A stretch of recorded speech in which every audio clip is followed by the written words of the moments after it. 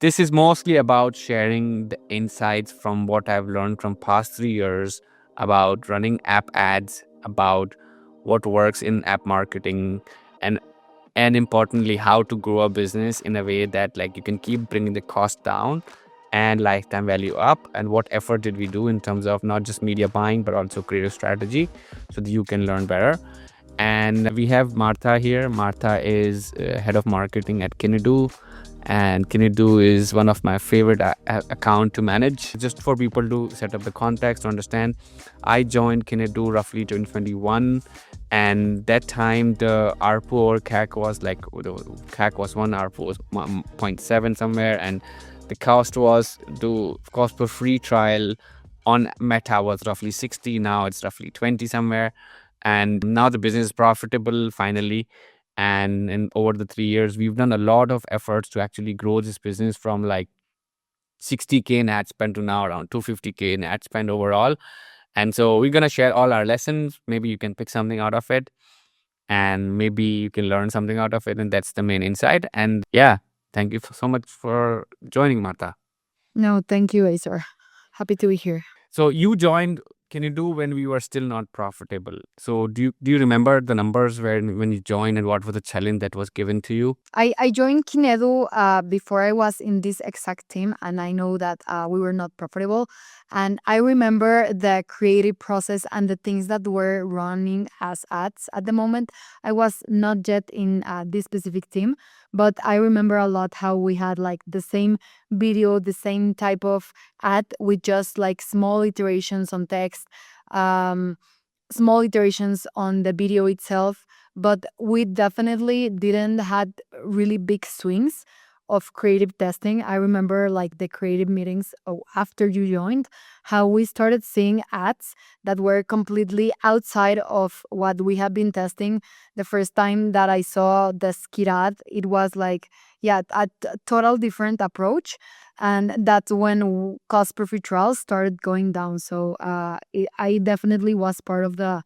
See, I definitely saw the evolution of the creative testings, and I think that yeah, basically that changed a lot, like from before you, after you. So for people who don't know this, like, so what happened was with Kinedu was there was a lot of ads that were basically simple ads of like high studio quality footages, and it was just like your baby can't hold your head yet, then try Kinedu, something like that. And it was a 30-second ad. It was very bubbly baby kind of an ad, and it was interesting, but it was not getting us a lot of customers, and it was not getting a lot of people. It was not resonating deeply, if I'm correct. We had a lot of footage, but it was a lot of stock footages, Partha. There were a lot of stock footages there as Yeah, well true. that we I were remember. using, and the editing style was also very different. And there were two basic challenges: how to figure out the creative and how to make the ad account work really well, because both are connected together, especially in the app market. So what we did first figure out what was interesting, what I took over when the first head of marketing was there, was that we knew some things work. So if something was like at the Kinedu, it was a baby development app. We knew that head control or rolling over, Tummy those time things rolling work. over, yeah. Tummy time. And I actually came in with my hypothesis, like it's a pediatrician recommended app. Let's try to use authority. And as soon as somebody thinks about baby development, they think about authority, they think about pediatrician, they think about doctor, and that all failed. We I had like remember. Chanlin and Sarah making videos for us. We had founder ads. So we did a lot of testing early on in terms of just like pre-hypothesis. Yeah. So then what happened was that I joined in and I started running some very ugly billboard ads. And Louis is like, and that is like the first fireable offense. Like if you guys had like a huge brand guidelines, like say something positive, and we don't use these words, we use these words. And I just came in, I changed everything. I was running ugly billboard, and they started working. And Louis is like, Louis is the CEO, by the way. I don't care about like what is what if it's If it work works, yeah, keep works. going, definitely. No bad is as long as it's getting resonance. And there we figured out a lot of things. I had like probably like 50 plus similar ads, and I was just testing one thing or two things. So for example, like how do first time moms try to call themselves? So I tried like attention moms, attention first time moms, attention moms of newborn. And out of all of those, the one thing that worked was attention moms of newborn. So like that was like, oh, That was a moment to learn.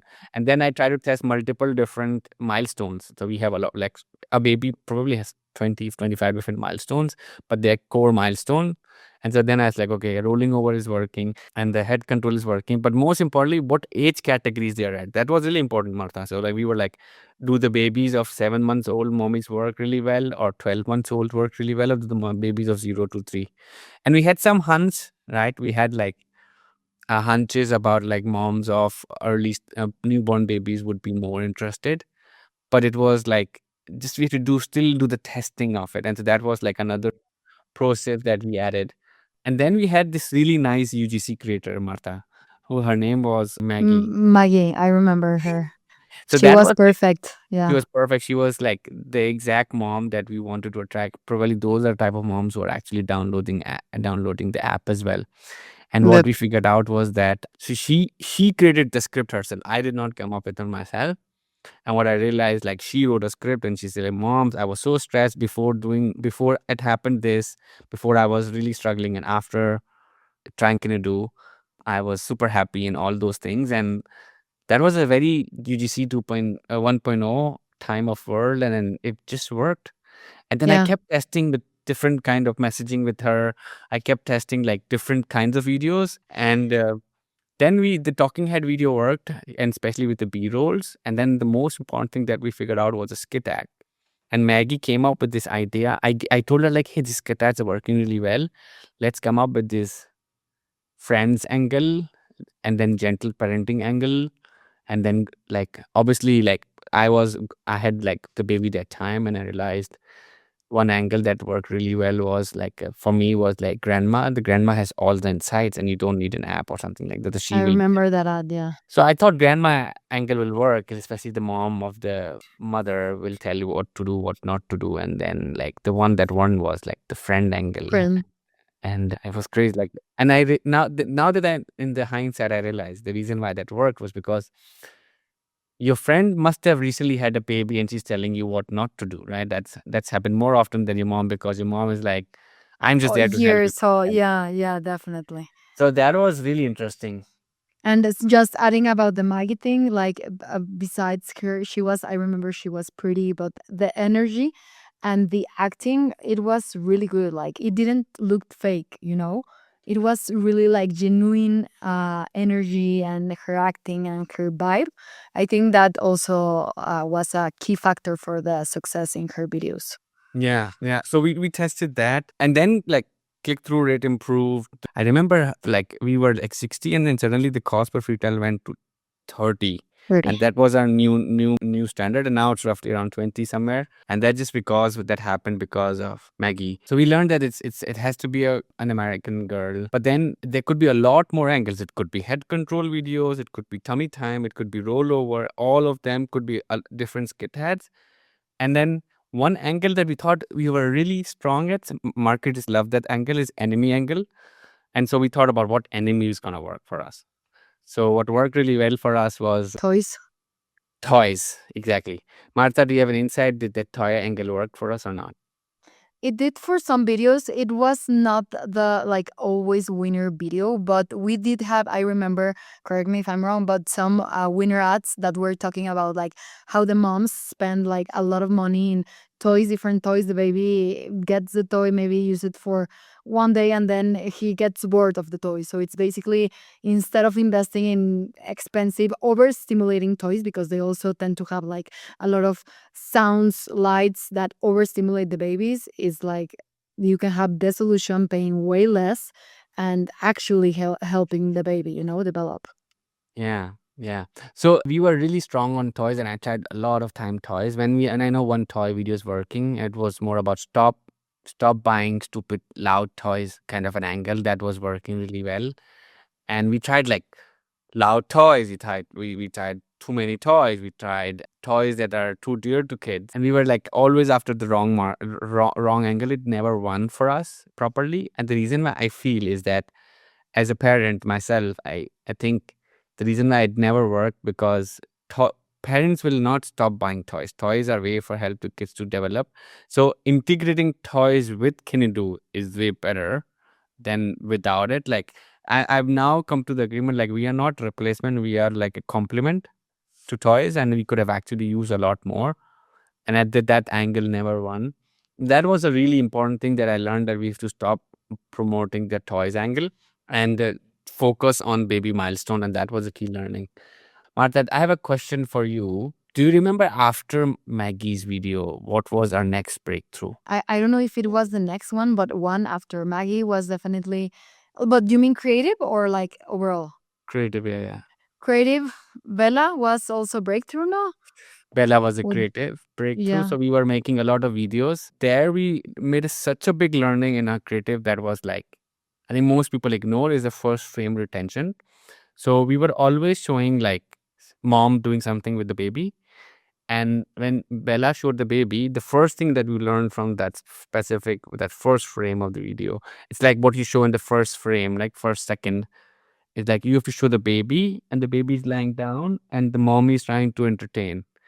And that insight was like showing the baby first is really important. So we tried to keep figuring it out, but that video kept winning compared to mommy and baby together. And that was like that yeah. moment of like it has to be the baby around 2 to 3 months old, has to have these pacifiers around her to help her with head control, because head control is really important milestone, and the mom is figuring out how to get her to do that because it's all connected to flat head syndrome. And all of this like gave that push. I think Bella was a also good creator, like as good as creator Definitely. as Maggie. As Maggie, yeah. But the younger baby and the face was something like showing the baby first in the hook was the biggest difference. And I saw like we had like 98% retention rate on that. So I was like, okay, this is going to like get people to stop the scroll. And that was the biggest breakthrough for us.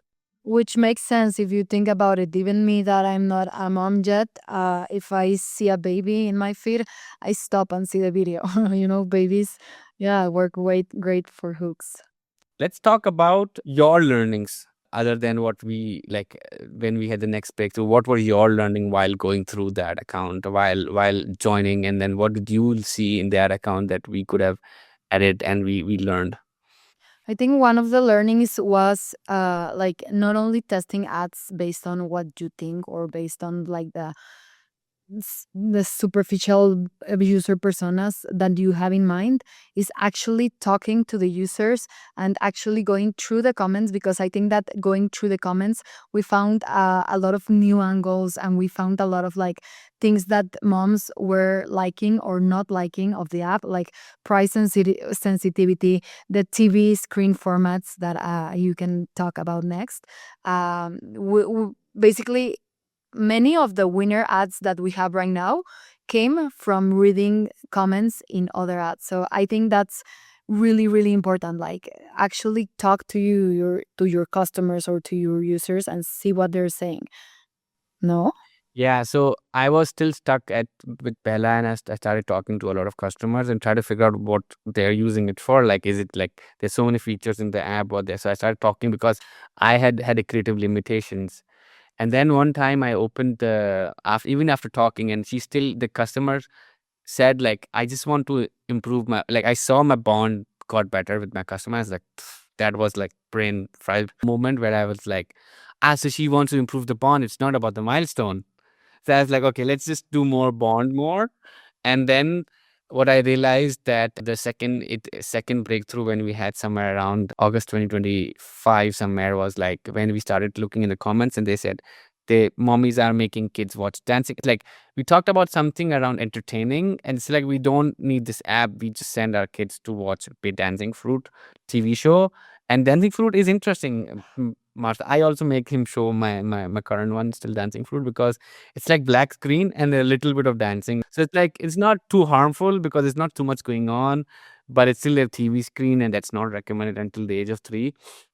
And that insight of like, oh, mommies are making babies watch TV so they can do something else at the same time. Yeah. And that then we tried like Blippi, then we tried some dragon monkey, George the Oh, monkey, Mrs. Rachel. Mrs. Rachel. Mrs. Yeah. Rachel was also a winning concept, but it was just like Mrs. Rachel has a huge fan following. So anything after when you say okay, don't do Mrs. Rachel, they were really angry at us. But Yeah, yeah, yeah. We never mentioned anything like we're pro Mrs. Rachel is great, but like users tend to defend a lot her that comments were blasting. yeah, and so what we figured out was in that creative strategy was like, okay, you have to borrow the authority of an existing thing that people are using and then use it for your ads indirectly. So what we did smart, we did not show the show in the screen. We showed the baby watching the TV. So it was not completely copyright issue because the baby is watching the TV, and that actually borrowing the authority part from the existing already familiar show was really interesting. Another, I think, a great ad that we found was the Generation skit, Ah, which yeah. which actually had success, like for different reasons that we thought it would be like it, but it was basically comments, people saying, "Hey, I'm a 90 moms, and I of course know what a lap is." Yeah, yeah. So I think so the generation ad was more about like the old ways was getting people entertained was through different toys and different things, and the new ways just like helping baby grow the development is through like Kinedu, and that's true. This is the new way. Apps are the new way, and but I think we underestimated the 1990s mom and the comments underneath. The engagement bait that was there was making the ad go because everybody found it really offensive. And then there were within the comments were a woman telling other woman like, no, no, they are not trying to like, Yeah, they like defending us and commenting. Yeah, yeah, they're just the talking about like how it would have felt. And so like looking at the comments and making ad that actually generate a lot of comments is such an underrated strategy that we realized. And then we figured out one more, which is late trend that we followed and which was more successful outside of the US was the reverse loop. And so wanted to know your thoughts. Like, so the way I brought reverse loop was like, I saw like this was directly from indirect competitor. What was the company called? The toy company Love Every, and they had this reverse loop of their toy coming down, coming back up. And it's like, oh, we have never used reverse loop in a way like and that. I yeah, tried with the phone, it did not work as good, but we still found a reverse loop method yeah, and without it using was. verbal and audio to actually entertain mom and telling them how to use Kinedu. I think that was a great win because all our ads, like winner ads, tend to be like skit ads, and I think this was one of the first ads that actually won.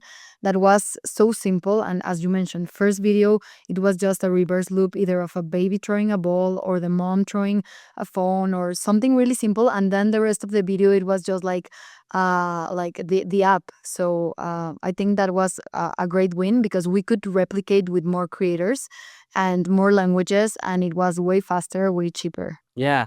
So Yeah. now you are working on organic first strategy. You actually figured out a couple of organic first strategy. What are your lessons on organic first? What is working on organic with you applied in paid ads and like giving an idea how to incorporate because like I just saw like we had 37 try can do handle ads and only one or two of them have won. So I want to know your thoughts about like people who are trying to copy organic ads and putting into app ads. What are the key lessons on that front? Something that we've seen, as Isar mentioned, we started testing like the organic. We tested a bit last year, but this year we all like, especially Mexico regions or Spanish regions, we just started this new like ad concept. And first of all, what I see is that the TikTok organic videos that go viral in TikTok, if we use them in Meta, it's also like their winner ads. So that's interesting because we can first test organically and kind of predict how it's gonna be. Also, like they're way easier and cheaper to make, of course, because it's more raw content more than a creator acting. And I think that there are different approaches right now that actually makes a user who's scrolling in TikTok kind of stick and watch the video, which is maybe educational. So we're trying some like education milestones. My 1 month has already accomplished. So as a mom, you want to stay and see if your baby already accomplished that. So it's kind of promoting. So it's kind of, yeah, like education and then linked it to the app.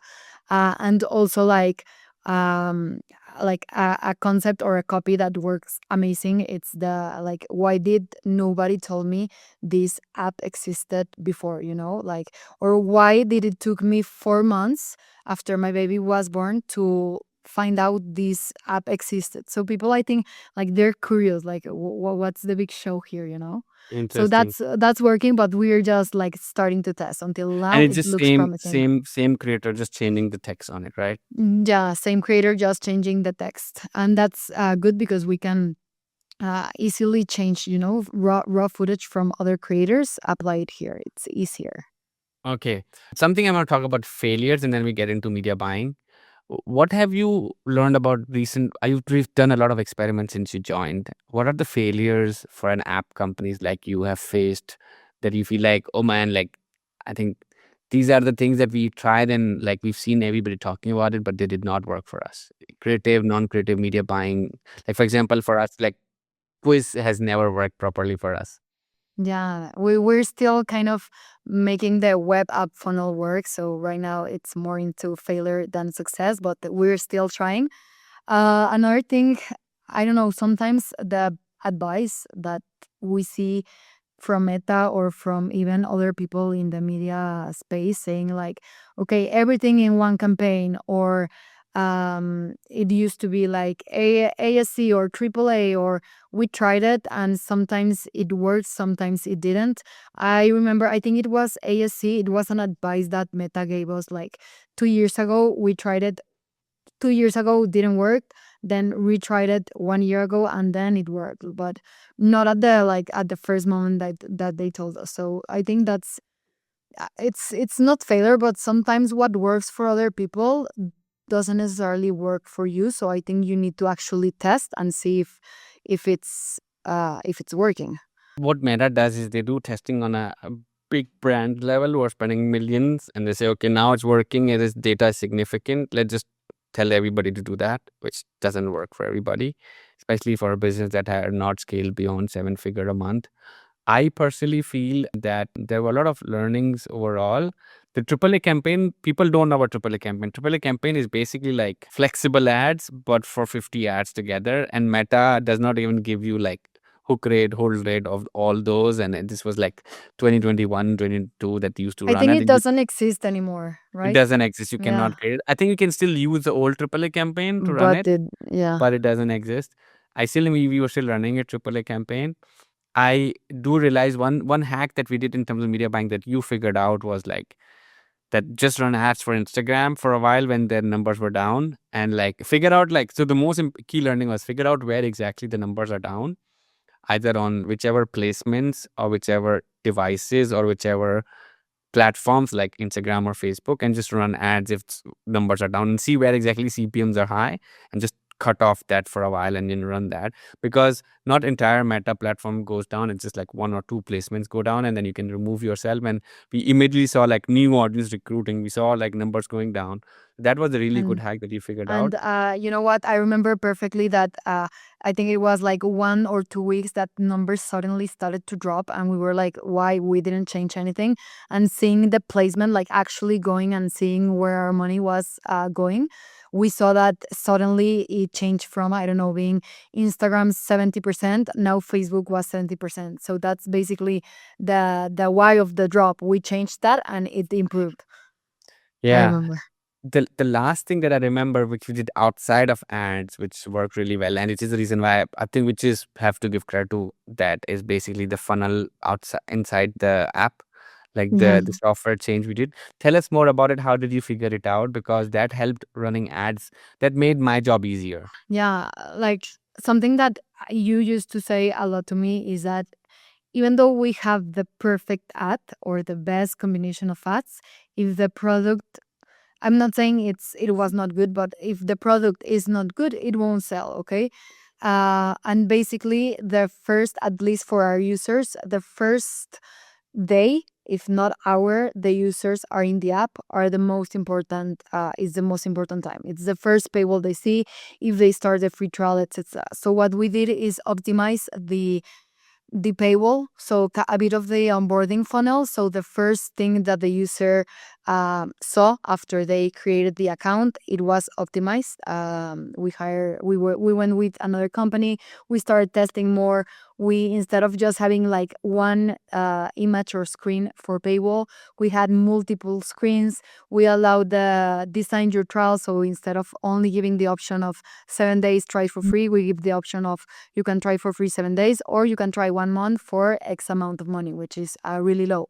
So that really moved the needle for us in business. Like free trial increased, I think it was like 20% or 30%, and also free trial convert. So when we improve the product, of course, more users start the free trial, metrics in the ads improve.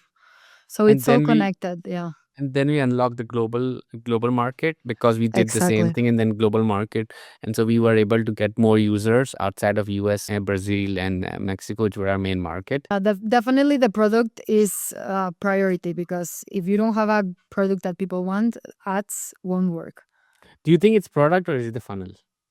I think it needs to be a product, but also the first funnel, like the first impression the user has of your app. I want to add another thing that I think it's important and we have not mentioned.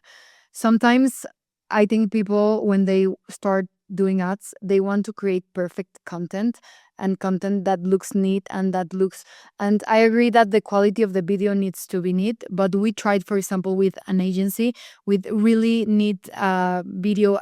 It didn't work. So sometimes what it looks more organic, homemade, made by normal people, tend to work like way better than really produced and perfect content. So I think that was also a learning we had, no?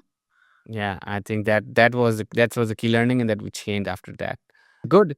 Thanks so much, Martha. I think we have shared a lot of lessons. Yeah, if people want to reach out to you, ask specific questions, if they have in similar verticals, how they can reach out to you. They can look for me in LinkedIn. I'm as Marta Gutierrez in Kinedu, and please connect. I'll be happy to talk to you. Cheers. Thank you so much, Martha.